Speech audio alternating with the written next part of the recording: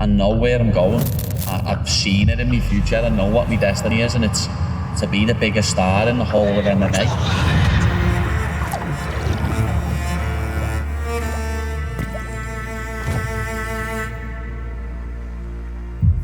On dit souvent que l'habit ne fait pas le moine, comme pour se rappeler qu'il faut toujours se méfier des apparences. Pourtant, s'il existe un domaine où nombreux sont ceux qui jugent avant d'avoir vu, c'est bien le MMA. Un monde où l'apparence précède trop souvent le mérite. Où le moindre détail peut décider d'un combat, d'un contrat, voire même d'une carrière. Dans une ère où tout est scrupuleusement scruté, contrôlé et codifié, un homme en particulier détonne. Une coupe de cheveux d'écolier, un accent scouser à couper au couteau et un amour immodéré pour les burgers. Patrick Mark Pimblett n'a à première vue rien d'un combattant d'élite, encore moins d'un prétendant légitime au titre mondial. Pourtant, à l'orée de ses 31 printemps, Patty the Baddy n'a jamais été aussi proche de régner sur l'une des divisions les plus impitoyables de l'UFC. Et ce nouveau statut n'a absolument rien d'un heureux hasard. Aujourd'hui, on vous raconte l'histoire d'un combattant qui a fait de sa différence une arme. Un anti-héros forgé dans les rues de Liverpool, qui pourrait bien briser tous les codes de son sport. Allez, on prend notre fameuse machine à remonter le temps, direction Liverpool, un soir de septembre 2009. Vous êtes prêts? Let's go! It is a carnival atmosphere here. Not since Conor McGregor has an athlete come into the UFC. So what say, sire? Whatever it is, Paddy the Baddy's got it, and he's got it in spades. Paddy's spotlight just continues to grow larger and larger. This is how I get down, boy.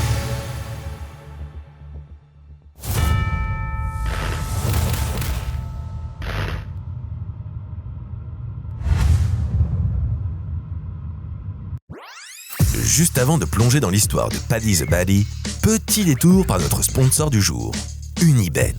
Et honnêtement, si t'as le nez fin, tu vas adorer le mois de janvier. Avec 2 UFC numérotés, tu vas forcément trouver la cote sur laquelle miser. Pour ce samedi, si comme nous tu vois Paddy Pimblett battre Justin Gaethje et devenir champion par intérim lors de l'UFC 324, sache que sa cote est à 1,39. Mais si tu préfères attendre l'UFC 325 et le retour de BSD, sache que notre Français est le favori des bookmakers avec une cote à 1,28 face à Dan Hooker. Pour le reste des cotes, elles sont comme d'habitude à retrouver sur l'application ou le site Unibet. Petit plus, si tu passes par notre lien en description ou si tu entres le code BOXING10 à l'inscription, tu bénéficies d'un bonus allant jusqu'à 100 €. Et en plus, tu reçois directement 10 € sur ton compte sans déposer le moindre centime. Il suffit de faire valider ton compte. Simple, non? Mais n'oublie jamais, le pari doit rester un jeu. Ne mise jamais plus que ce que tu ne peux te permettre de perdre. Et bien sûr, c'est interdit aux mineurs. Donc si tu as moins de 18 ans, tu passes ton chemin.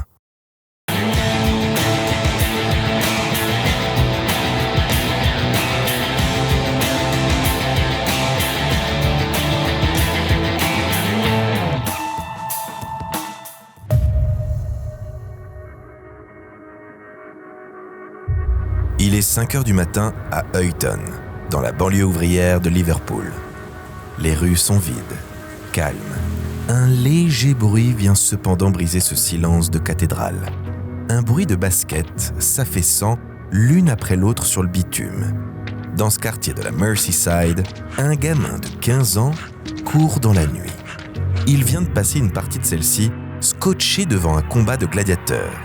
Rich Franklin versus Vitor Belfort lors de l'UFC 103. Un combat d'une telle intensité que l'adolescent n'a pu trouver le sommeil. Dans sa tête, une voix résonne en boucle, celle de Bruce Buffer. L'adolescent imagine le célèbre annonceur hurler un nouveau nom, comme il hurle celui des plus grands combattants de la planète. Ce nom, c'est le sien, Patrick Mark Pimblett.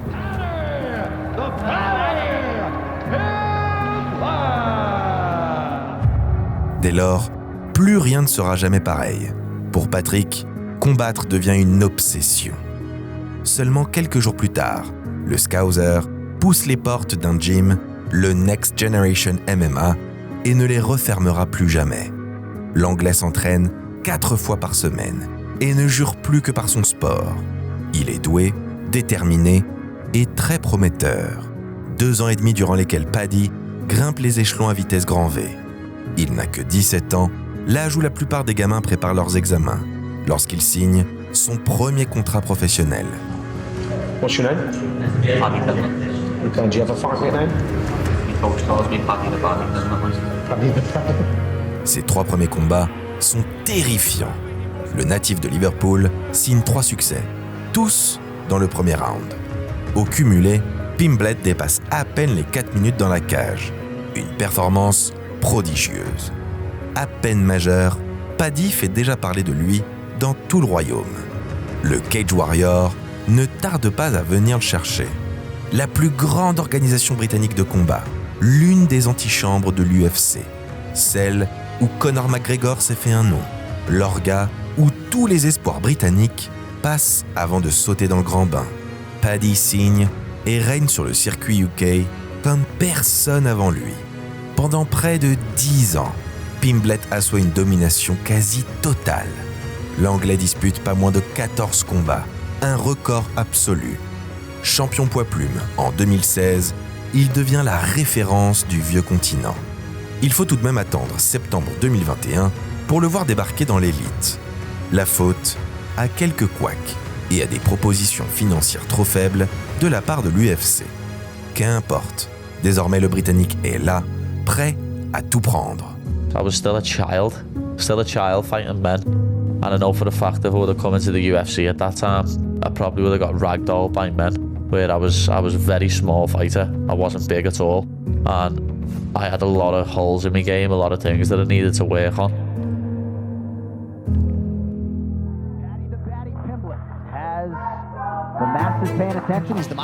Pour son premier combat, l'UFC l'oppose à Luigi Vendramini, un dangereux cogneur brésilien. Les premières secondes sont brutales. Vendramini frappe fort et frappe juste. Paddy, proche de la correctionnelle, recule, secoué. Le natif de Liverpool ne panique pas. Il encaisse, respire, recalcule, quand soudain, un direct du gauche, violent, précis. Le Brésilien s'effondre après l'enchaînement brutal du Britannique. Ce premier combat de Paddy à l'UFC est à l'image de l'humain. Un combattant imparfait, mais au cœur immense. Un battant, un lâche-rien, un scouser. Is that probably the perfect way to debut, you think? Yeah, 100%. I need to stop letting people punch me in the face, lad. Depuis ce soir-là, Paddy n'a plus perdu. 7 combats dans la plus grande des organisations de MMA au monde pour 7 victoires. Rodrigo Vargas, Jordan Leavitt, Tony Ferguson. Certains soumis, d'autres dominés, mais tous vaincus. Puis vient le vrai test. Michael Chandler en avril 2025. Un ancien champion du Bellator, confortablement installé dans le top 10 des lightweights. Paddy le massacre dans tous les aspects du combat libre. 3 rounds de domination avant de mettre l'Américain KO. Le monde du MMA est désormais prévenu. Paddy n'est plus une promesse. C'est un prétendant. Derrière la coupe au bol et l'accent scouser, il y a un combattant légitime. Une ceinture noire de jiu-jitsu, un striker affûté, un guerrier qui a passé 10 ans dans l'ombre avant d'exploser sous les projecteurs. On ne devient pas champion du Cage Warriors par accident. On ne reste pas invaincu à l'UFC par chance.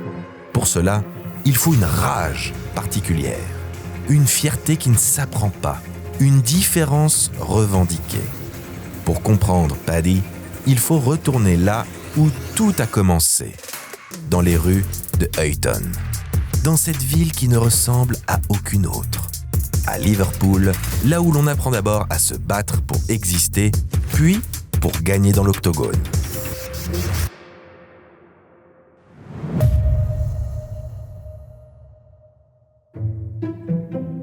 Derrière la mélodie d'Anfield et la résonance des Beatles, Liverpool n'est pas une ville anglaise comme les autres. Elle ne s'est jamais vraiment sentie anglaise d'ailleurs. « Scouse, not English », disent les locaux. Paddy le répète sans cesse. Il n'est pas britannique. Il est un Scouser, une identité à part. Cette rupture avec le reste d'Albion ne sort pas de nulle part. Ses racines sont aussi profondes que douloureuses. Des racines politiques d'abord. Dans les années 80, sous le gouvernement conservateur de Margaret Thatcher, Liverpool est sacrifié, économiquement étranglé. Le pouvoir décide de laisser mourir Liverpool à petit feu pour mieux investir ailleurs. La ville résiste, mais elle n'oubliera jamais. Puis vint Hillsborough, en 1989.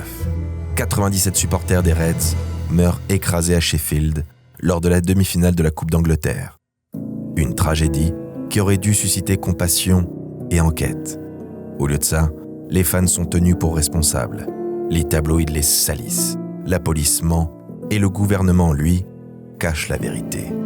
Pendant 27 ans, Liverpool porte le poids d'une faute qu'elle n'a pas commise. 27 ans à se battre pour la vérité jusqu'à ce qu'elle éclate enfin, en 2016. Tout ça pour dire qu'à Liverpool, on ne fait pas confiance à l'establishment. On ne croit pas aux promesses du pouvoir londonien. On construit sa propre identité, en dehors des institutions. Paddy Pimblett incarne parfaitement cette mentalité. Il déteste les Tories, la famille royale et l'ordre établi.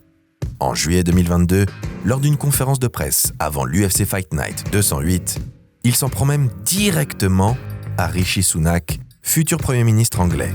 It's absolutely despicable what that's happening. Especially someone, like I say, that Sunak, multi-millionaire, his bird's a billionaire, and he's talking about sorting the economy out. Eat shit, lad. Paddy ne fait pas ça pour choquer. Il le fait parce qu'à Liverpool, ne pas prendre position, c'est trahir. Et le garçon n'a pas sa langue dans sa poche. Quand Paddy combat à Londres, à Manchester ou n'importe où au Royaume-Uni, l'arène se transforme. Les fans chantent à sa gloire, ils hurlent pour un des leurs. Un gars qui vient de leur monde, qui parle comme eux et qui pense comme eux. Dans un sport ultra codifié, où l'image compte autant que les résultats, Paddy arrive avec sa coupe improbable, son accent incompréhensible et son trash talk à mourir de rire. Liverpool ne fabrique pas des suiveurs, elle forge des leaders, des gueulards, des insoumis. Paddy est tout ça à la fois. Entertain people and beat people up. That's what I do.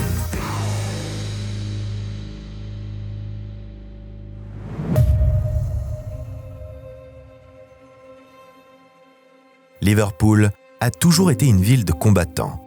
Des dockers qui tiennent tête au patron. Des supporters qui se battent pour la justice pendant 3 décennies.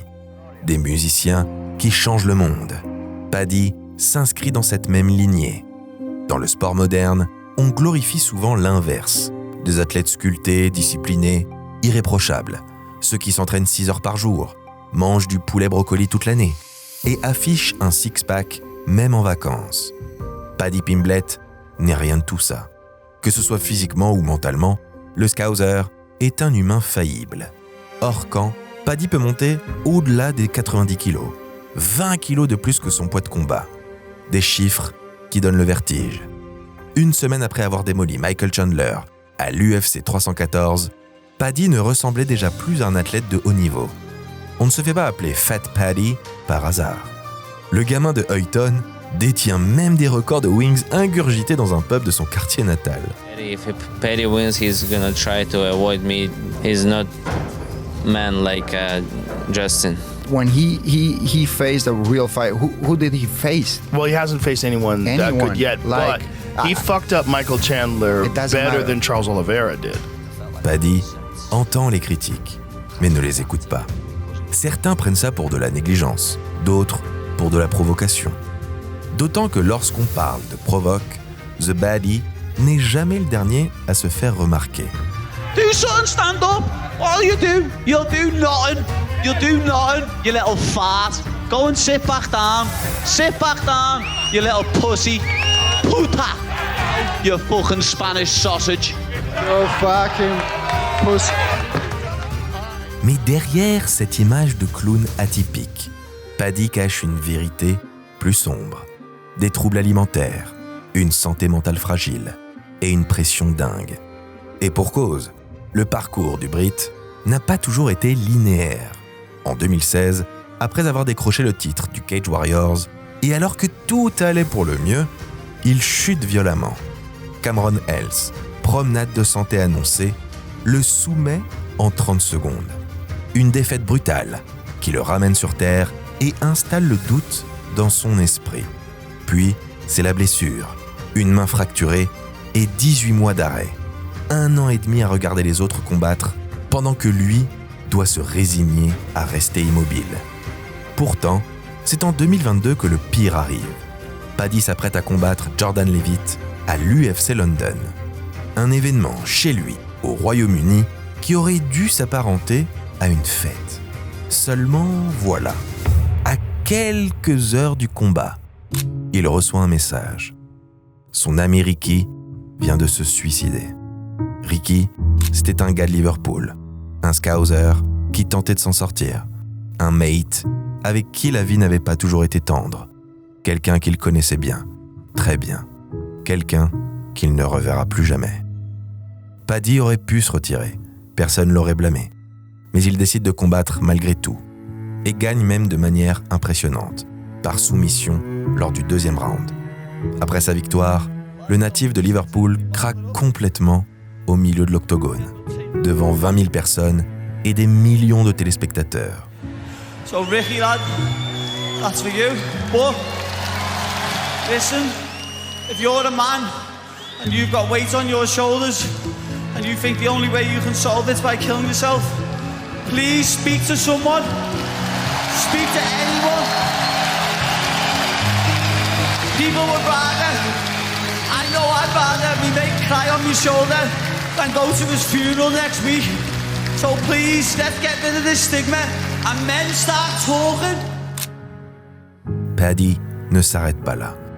Il crée The Paddy Foundation, une association dédiée à la santé mentale des hommes et à l'insécurité alimentaire des enfants. C'est ça, Paddy Pimblett. Un mec faillible, qui doute, qui tombe, mais qui se relève, encore et encore, inlassablement. Là où d'autres combattants construisent des façades impénétrables, Paddy brise les murs. Il refuse de jouer au super-héros parfait. Des millions d'hommes se reconnaissent en lui. Pas dans le fantasme d'un guerrier invulnérable, mais dans la réalité d'un écorché vif qui continue d'avancer malgré tout. Alors, maintenant que l'on connaît l'homme, que l'on comprend ses failles et ses forces, une question demeure. Jusqu'où peut-il aller ?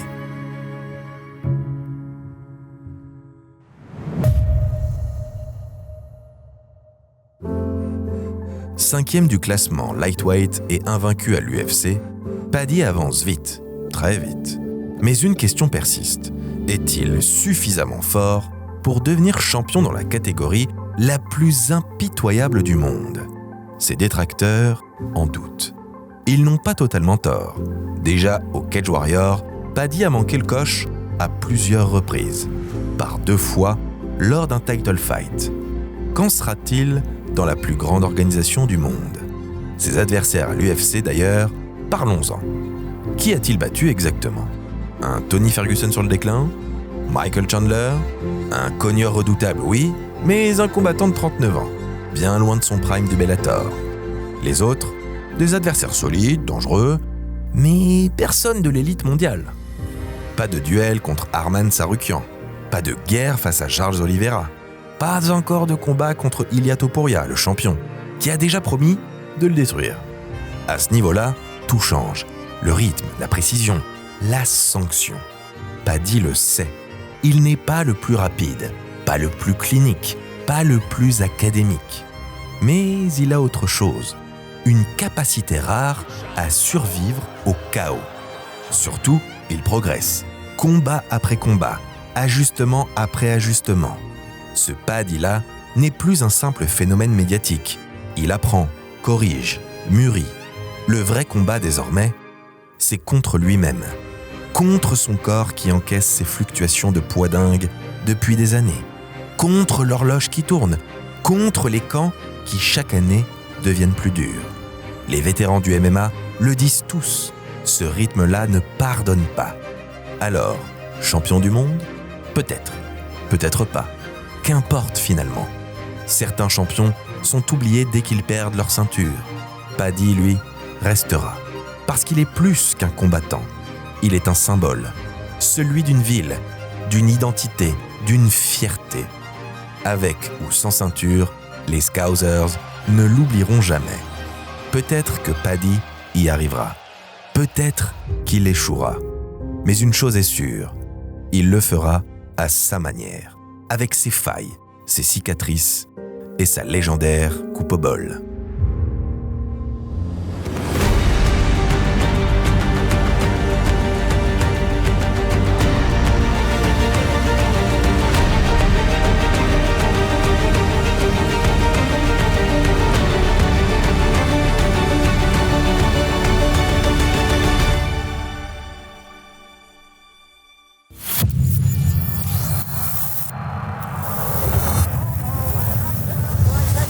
Saying it. You may hear him.